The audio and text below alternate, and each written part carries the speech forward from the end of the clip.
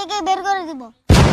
অবসরপ্রাপ্ত শিক্ষকের দুই ছেলে এবং ছেলের বউ মিলে তাকে বৃদ্ধাশ্রমে দেওয়ার প্ল্যান করে। অতঃপর নাতি এসে বাবা মাকে যা শিক্ষা দিল সম্পূর্ণ দেখলে আপনাদের চোখ কপালে উঠবে। সবাইকে অনুরোধ করব ভিডিওটি না টেনে সম্পূর্ণ দেখতে থাকুন। আমাদের আর বেশিক্ষণ সময় লাগবে না, 20-30 মিনিট। আসতেছি শুনেন, আপনারা সবকিছু ঠিকঠাক করে রাখেন। দাদু ভাই, ও দাদু ভাই কই দাও?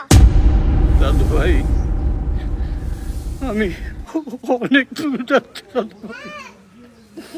অনেক দূর যাচ্ছি। দাদু ভাই আমি যাব তোমার সঙ্গে। আম্মু আব্বু আমি যাব। বাবা, তুমি স্কুল থেকে আসছো, তুমি বাসায় যাও, গোসল করো। আমি এসে তোমাকে খাবার দিচ্ছি। তোমার দাদু অনেক দূরে যাবে, ঠিক আছে? আম্মু দাদু ভাই গেলে আমি কার সঙ্গে খেলবো? বড় ভাই ভাবি তোমরা দাঁড়িয়ে আছো কেন? তামসা করবা তোমরা? যাও তাড়াতাড়ি যাও, আমার তো কাজ আছে, কাজে যেতে হবে না আমার? যাবই তো। আবার কবে এই গ্রামে আসবো না আসবো তার তো কোনো ঠিক ঠিকানা নেই। হাত মতুর কথা তো বলা যায় না। দাদু ভাই, আর হয়তো তোর সঙ্গে দেখা হবে না। বাবা মার দিকে খেয়াল রাখি, তাদের হুকুম মতো চলিস, তাদের অবাধ্য হইস না বাবা। বাড়ির পর ভালো থাকিস বাবা। দেখাবো, বাদ দাও তো। এমন একটা ভাব করতেছো না জানি তোমাকে আমরা জাহান্নামে পাঠাচ্ছি। ভালো জায়গায় যাচ্ছ, তুমি ভালো থাকবা। এই ভাই যাও না, যাও না, আমার কাজ আছে না, কাজে যাইতে হবে না আমার। দাঁড়া তো, এসব আর ভালো লাগতেছে না। আমরা যা করতেছি তোমার ভালোর জন্যই করতেছি, তুমি ওখানে খুব ভালো থাকবা। হ্যাঁ বাবা, আপনার ছেলে তো ঠিকই বলেছে। আপনি এভাবে সিনক্রেট করতেছেন কেন?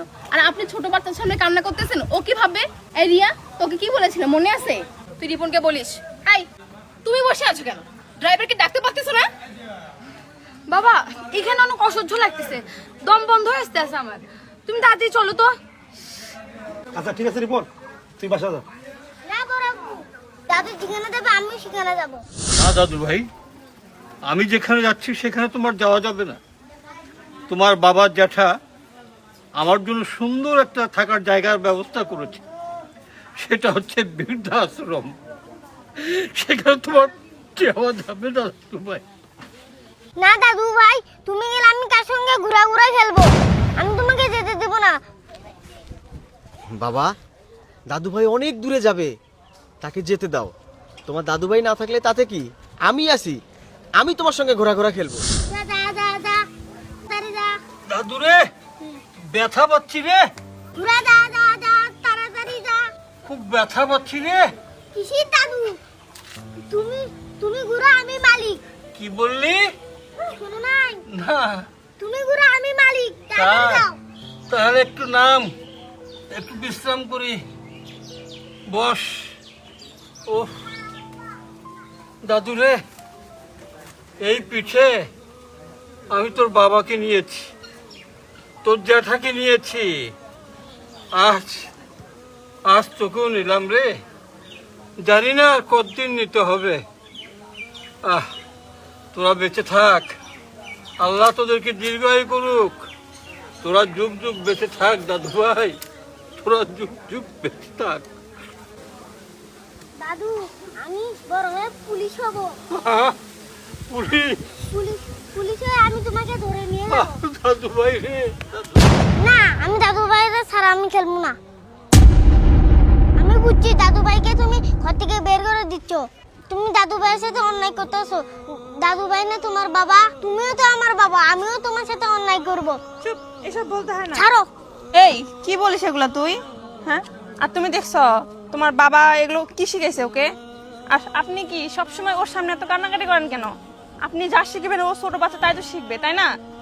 এই শোনো, এত নাটক করার কি আছে? আরে আমার কথা শোনো, তুমি ওখানে ভিতরে যাও। এই যা, তুই তোর আমার সঙ্গে ভিতরে যা। না, আমি এক পা নড়বো না। তুমি কি মনে করছো আমি কিছু বুঝি না? আমি বড় হয়েছি। দাদু কি তোমার কাছে বেশি হচ্ছে? দাদুকে কি ভাত দিতে পারো না? শোনো বাবা, আমি বড় হলে তোমাকে বাড়ি থেকে বের করে দিব। সি রিয়া, আজকে এই দিনটাও দেখতে হলো। এতটুকু কোনো বাচ্চা বলতেছে তোদেরকে বাড়ি থেকে বের করে দেবে। এই শিক্ষা দিয়েছিস তোর ছেলেকে? আল্লাহ আমাকে বাঁচাইছে, আমার কোনো ছেলে সন্তান দেয়নি। ছি ভাবি, আপনার কি মনে হয় ও শিক্ষা আমি দিছি? এই শিক্ষা দিয়েছে এই বুড়াটা। আপনি জান না কেন? জানতে দেন।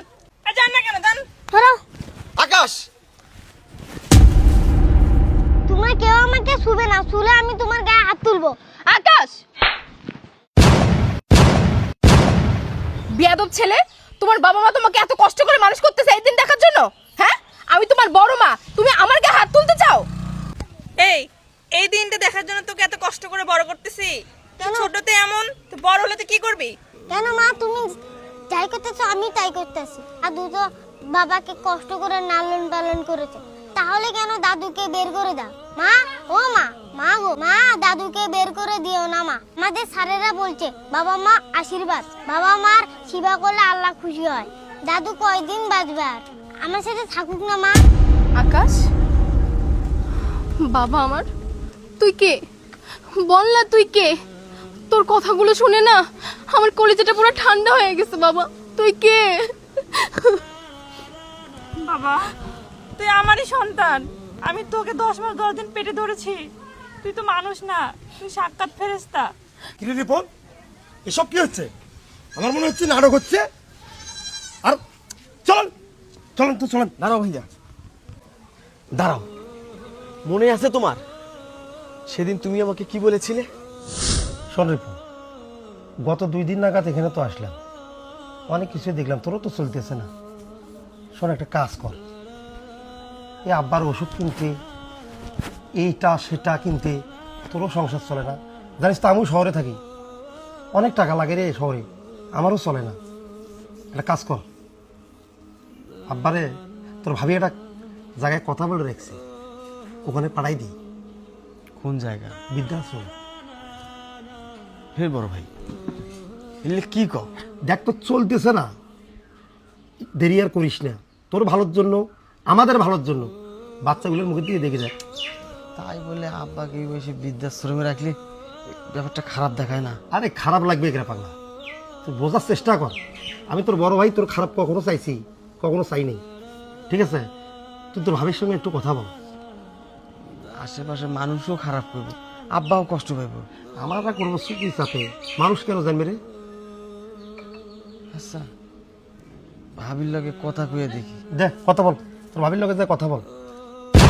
এখন মনে পড়েছে সেদিনের সব কথা তোমার ভুল ছিল, রং ছিল, কিন্তু আজ আমার এই অবশ শিশু আমার চোখ খুলে দিয়েছে। তুমি দেখেছো ভাইয়া, স্কুলে ওর মাস্টার বলেছে পিতা মাতা আশীর্বাদ, ওর ওটা মাথায় আছে, কিন্তু আমার মাথায় নেই। আর আমার মাথায় থাকবে কি করে? এভাবে তো আমাকে কেউ কখনো শিক্ষা দেয় নাই। তুমি আমার বড় ভাই, কোনোদিন আমাকে তুমি লেখাপড়া করতে দাও নাই, ভালো পথে আমাকে তুমি চলতে দাও নাই। তুমি আমাকে বানাইছো অশিক্ষিত, মূর্খ, গণ্ড। দেখেছো শিক্ষার কত কদর, শিক্ষার কত পাওয়ার। এতটুক বয়সে আমার সন্তান আমাকে আজকে যে শিক্ষা দিল, যে বুঝ আমাকে দিয়েছে, এটা আমার মাথায় ছিল না। আমি অনেক বড় ভুল করেছি, আমি অনেক বড় অন্যায় করেছি। বাবা, ও বাবা, আমার অনেক বড় ভুল হয়ে গেছে বাবা। বাবা, তুমি যদি আমাকে ক্ষমা না করো, ওই সৃষ্টিকর্তা আমাকে ক্ষমা করবে না।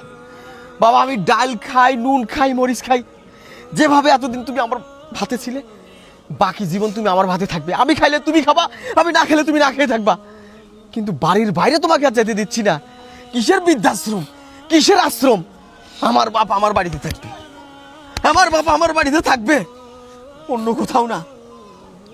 রিয়া, আমার সন্তান আমার অন্তর চোখ খুলে দিছে। রিয়া, আমার সন্তান আমার চোখে আঙ্গুল দিয়ে দেখাই দিছে পিতা মাতা সন্তানের জন্য বড় নিয়ামত, পিতা মাতা সন্তানের জন্য অনেক বড় আশীর্বাদ। আমি এই মন্দিরে এই আশীর্বাদ বাড়ির বাইরে যাইতে দিব না, বাড়ির বাইরে যাইতে দিব না, বাড়ির বাইরে যাইতে দিব না। রিপন, আজকে আর আমি না বলি কিছু, তবে আমি আবার আসবো, এভাবে না অন্যভাবে। বাবা, আপনি আমাকে ক্ষমা করে দিন, আপনি আমাকে ক্ষমা করে দিন। হ্যাঁ বাবা, আপনি আমাদেরকে ক্ষমা করে দিন। এটাই হোক পারিবারিক শিক্ষা। এখান থেকেই শিক্ষা নিতে হবে, পিতামাতা অভিশাপ নয়, পিতামাতা আশীর্বাদ। সৃষ্টিকর্তার পরে যদি কারো ইবাদত করার নিয়ম থাকে, সেটা হচ্ছে আমাদের সকলের প্রিয় নবী হজরত মুহাম্মদ সাল্লাল্লাহু আলাইহি সাল্লাম। এরপর যদি কারো কোনো করার থাকে, সেটাই হচ্ছে পিতা এবং মাতা। প্রত্যেকটা সন্তানের জন্য পিতামাতা হচ্ছে আশীর্বাদ, প্রত্যেকটা সন্তানের জন্যই পিতামাতা হচ্ছে স্বর্গ। আসুন আজ থেকে প্রতিজ্ঞা করি, বাবা মা বৃদ্ধ হলে তার জায়গা বৃদ্ধাশ্রমে নয়, তার জায়গা হবে নিজের বেডরুমে। বাবা মা যেভাবে আমাদেরকে ছোটবেলায় লালন পালন করছেন ঠিক সেইভাবেই তাদের শেষ সময়টুকু আমরা পাশে থাকব। রাব্বির হামহুমা কামা রাব্বায়ানি সগীরা।